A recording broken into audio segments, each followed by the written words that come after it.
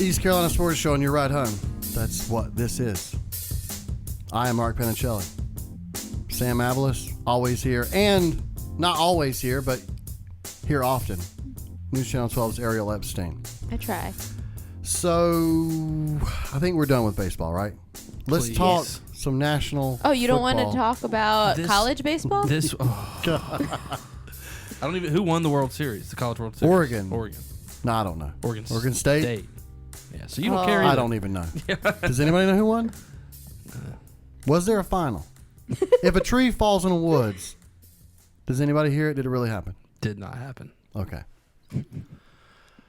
No, I don't NFL. want to talk more baseball because this week, Ariel, I don't know if you've been paying attention to the show, but it has been heavy soccer. Oh, and yeah. there's been some baseball. And today it's been baseball. I think we need football. I think that's a good idea, Mark. Yeah, I'm all for it. A little football fix. Make everybody feel better. Yeah. We need it. I'm we down. need football. I'm down. Where's Des Bryant going? Is Des Bryant going anywhere? Oh, is that the big question? That's my question. Still, it's died down. Do you want him in Baltimore? Because you being a Ravens fan, we talk I would about love their him needs in Baltimore, for but they're receivers. not. I don't think he wants to go there. Do you have Amazon Yeah. Video Prime, whatever that is? Yeah. What was it called? Amazon Prime. Yeah, whatever it is. Don't they have a series on that with Yes, the Cowboys? called All or Nothing. You need to watch that before Okay. you make statements like Yes, that. it's called All or Nothing. It chronicles the Dallas Cowboys season from last year, and Oh. the feature piece here is Des Bryant and how he's a complete head case. And, He's crazy. and how Derek Dooley, if he ever gets fired as the wide receivers coach from Dallas, should be at the top of everybody's list for nanny to come babysit their children, because that is what Derek Dooley did all of last season, handling Des Bryant. I think that Dez should go to Green Bay. I think that he needs to be with a legitimate quarterback that he has to take seriously. And because he's a head case, there's very little he can really do to make Aaron Rodgers upset, in the sense of, don't make Aaron Rodgers upset. Right. Because then Aaron Rodgers will not get you the ball. And he would respect Aaron Rodgers. He'd respect Tom Brady. That's a kind of organization he needs to be with to keep him sane. Yeah, I mean, that's where I was going to throw it out there. You have to be someone like the Patriots, someone, or at least someone where the quarterback is not going to take it, because you're not going to disrespect that guy, even if you're Des Bryant. So I just don't think the Patriots would pay him what he wants. But Green Bay should, to keep Aaron Rodgers maybe happy, especially since they got rid of his buddy. Yeah. The Panthers, new ownership, and heading towards this season. Where do you? I mean, because there are certainly people that feel like at any moment, right, we can just turn it on and it's 2015 all over again. We got Cam Newton. Let's start there. Cam Newton, is he in your top 10 of the best quarterbacks currently in the NFL? Do you put him in that category, or are you of the opinion that he's not the franchise quarterback that Carolina treats him as? No, I think he's definitely the franchise quarterback that they treat him as, just because of his versatility. The problem with his versatility and his run game is that he's getting older. And, I mean, you can't fight age. And even though Tom Brady's fighting age, he's still not a mobile quarterback. He's a pocket passer. And that's what Cam is going to have to, at some point, be okay with, because that's the way that you will have some durability in this league and stick around.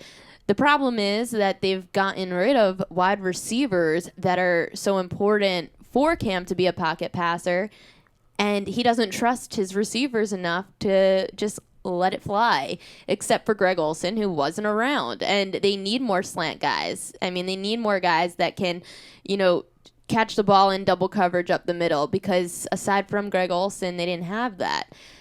And Cam just needs to trust his guys more. So, of course, getting some more receivers would be helpful for him. And I think it's going to be helpful to have Christian McCaffrey again with another year under his belt. We'll see how he transitions now that Jonathan Stewart's not on the team.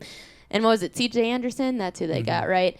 So I'm interested to see what they do with McCaffrey his second year, because obviously he did so much better in the passing game than he really did as a back. And that'll be interesting to see him match up with CJ Anderson and see how they split the role. But I'm still okay with Cam. Right. I'm not thinking that you have to get rid of Cam or think of getting rid of Cam yet. I think he's really good for the clubhouse and, well, baseball term, but I think he's good for the locker room. I think all the players seem to love to play for him. No one ever seems to complain about him, even though he could say some dumb things. But in the locker room, I don't think that, when you hear Greg Olson and Luke Kuechly talk highly of someone, you take that seriously, because those two guys and Thomas Davis, when they speak highly of the guy that's under center and they do it and go out of their way to do it, that means something from a locker room perspective. Yeah, I guess for me, I'm not worried about the defense at all. I think you're going to see the same Panthers defense that on some weeks is probably going to look like the best defense in the game, and at worst they're going to look like maybe as the long 10th as Luke best defense. stays healthy. Right. On the offensive side, I'm actually excited. I think, number one, if you start at the running back position, huge upgrade. Huge upgrade to go from an aging Jonathan Stewart who couldn't stay healthy to a younger Jonathan Stewart. This guy just happens to be named C.J. Anderson, coming off of a 1,000-yard season. Got a lot of tread left on the tire, and it's the perfect, thunder and lightning, smash and dash in the backfield. This is a rebirth of the Angelo Williams, Jonathan Stewart smash and dash. It's now going to be Anderson with the smash, McCaffrey with the dash. And you're talking about receiving over the middle. I actually think what they did this offseason, and this dates back to getting rid of Kelvin Benjamin, is going to help them create offense in the middle of the field. So the reason they traded away Kelvin Benjamin is because the Panthers said, we're too clunky and slow. We need somebody that can take the lid off the defense and not just have these 2 6'5" slow receivers in Funchess and in Benjamin. Get rid of Benjamin. Add Torrey Smith this offseason, who is simply a one-trick pony. You can stretch the field. Funchess can work across the middle, and DJ Moore looks awesome. But that's where I feel like DJ Moore and Torrey Smith are the same guy. Not even regards to that's why I wanted Maryland, him to take Calvin Ridley. That's why I thought Calvin Ridley was the move, because I thought he was the perfect blend there. But I'm going to hold out judgment on DJ Moore. The reason I wanted Ridley is because Ridley basically had 1,000 yards 3 years in a row at Alabama. DJ Moore went for 200 yards his first season with Maryland, then 500 yards, then busted out last year. So I would take the SEC guy, the Alabama guy who had 1,000 yards 3 years in a row, as opposed to the guy who just started doing it in the weak Big Ten. And we went through some of his games from last year. The big games were not against the Wisconsins and the Penn States. Right. It was against the Rutgers of the Big Ten. So I'm going to wait and see on DJ Moore. But you talked about McCaffrey and his ability in the passing game. I think that's the guy who is going to He's like a young Julian Edelman. And right. You just hope that, he stays healthy, unlike Julian Edelman. But he's the guy who I think will be the one who's going to be that short threat, the threat in the short game. And the only thing, like I said, that concerns me with Torrey Smith and DJ Moore is that they both are post outs. I mean, that's what they do. They run out in post. They have speed. DJ Moore probably has another step or two ahead of Torrey Smith now that he's a little bit older. I remember Torrey Smith with the Ravens, and he had that one big catch every 2 to 3 games. That was Flacco's fault. Stop throwing all the blame on Flacco. He's not even going to be your quarterback anymore. He's kicking. Lamar Jackson's kicking Flacco out of town. Do you think that'll happen? In a year or two. Yeah. Before we get on that real quickly, going back to what we were talking about with the Panthers and maybe less running for Cam Newton. It won't happen. I was going to say, with Shula out. Now, Shula called a lot of those, calling an actual quarterback run. But now we know the guy who's coming, and it's predictable. We've mentioned draft Greg Olson because tight end numbers go up. Yeah. But it's still not going to stop Cam Newton from calling it in his own head, because ultimately when you have the ball in your hand, you can decide to throw the ball or you can decide to tuck it and run. Do you think with Shula not there that we'll see less running? I mean, yeah, North Turner is known as the quarterback whisperer, right? He's had massive success everywhere he's gone in grooming quarterbacks. Look at what he did with Case Keenum. You know what I mean? Look what he did with Sam Bradford. Look at all the times he had Phillip Rivers up there putting up stellar numbers. So to me, it's not about what can North Turner do. It's about Cam Newton. When is Cam going to mature, and is Cam at a point now where he's receptive and open to North Turner saying that youth camp fills cut none. that out? Yeah, right, yeah. And the other thing that I'd say is interesting with the defense is how Steve Wilkes, and we saw a little bit of it last year. He's much more of a blitzer. He's going to have those guys come in and blitz a lot more than the Panthers did even in the past. And we saw a glimpse of it last year. And once Thomas Davis comes back from suspension and once Luke Kuechly is able to maybe stay on the field for a full season, I thought it was interesting. Luke Kuechly's sacks went up.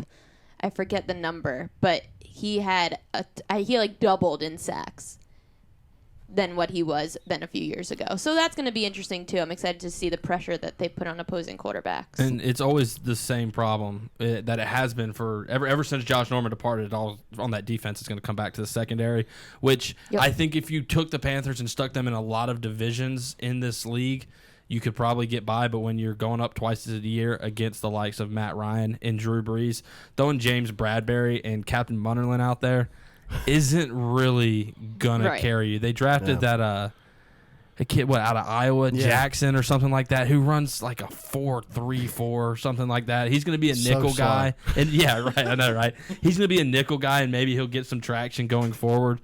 But I don't think the Panthers are going to be a playoff team this year. Maybe find a way to sneak into the wild card. But the NFC as a whole is so Drew good, Brees, top to bottom. The Saints are going to be. Saints got so good again. They just continue to get better. Isn't Mark Ingram suspended for 2 I games? think like 2 or 4 games. So is Thomas Davis. Yeah. Right. Well, Thomas Davis, Jameis Winston. Mm-hmm. Oh, Jameis. And the guy who the Panthers, I think, still should have drafted at wide receiver, Calvin Ridley, is going to be haunting that secondary when he teams up with Julio Jones. Yep. Well, maybe.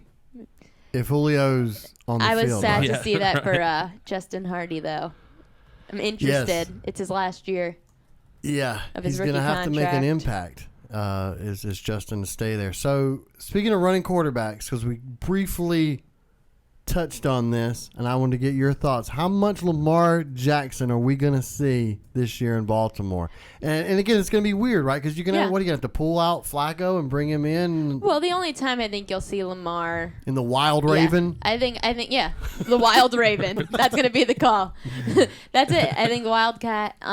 You're still paying Joe a lot of money, and again, a lot of people, stats lie sometimes, and people, I bet you, none of you tuned into every Ravens game like I did, and no, I did see that one awful Dolphins game that I don't want to relive ever. Right. So I watched the red zone, so they only show scoring plays and big plays, so the Ravens were never on there. Right.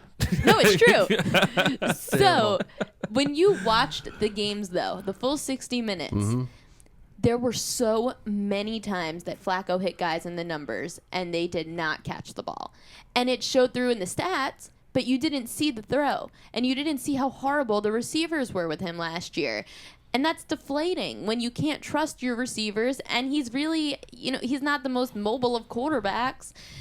No. So I'm interested to see with the additions that the Ravens made this year, how Joe does, especially with the pressure of Lamar under him, because a lot of the times we see that really push a guy. He hasn't had a guy who's pushed him to be better behind him. It's all been backup quarterbacks that they've been taking on as their number 2 guy. Right. So I do think, though, because I think that Joe Flacco's contract is up in a year or 2.